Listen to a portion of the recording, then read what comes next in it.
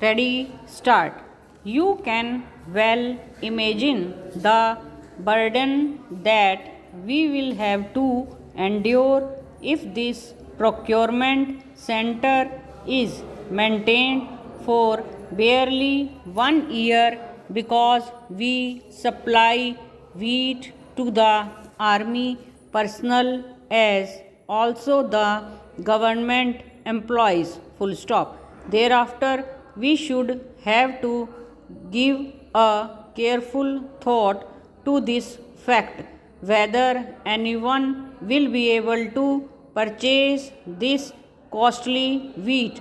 Therefore, we shall not be in a position to run our procurement centers for the entire year, and Shri Dubey is well aware of this difficulty. Stop. Madam, we have taken a vow to eradicate poverty from the country, and the slogans raised by the honorable members of this august house sitting there regarding removal of poverty, I may tell you 4 years back 47% of our population was living below the poverty line, and as per today is statistics, the said percentage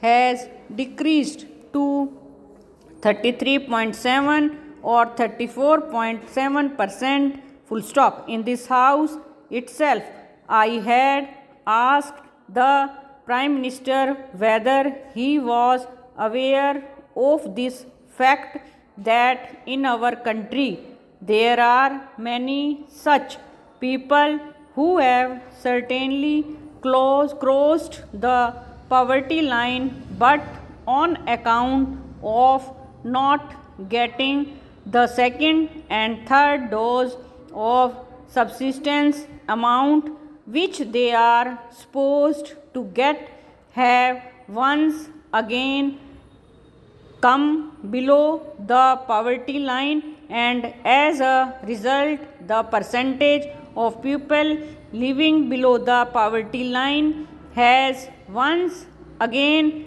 become 47% even after a lapse of 4 years. Stop.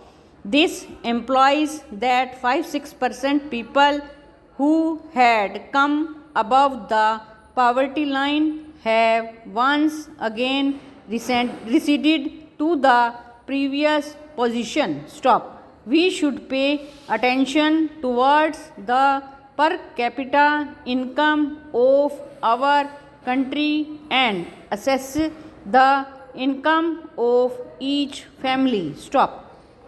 In this country, the population is increasing by 1 crore and 20 lakh people annually. Our requirements are simultaneously increasing day by day. Full stop.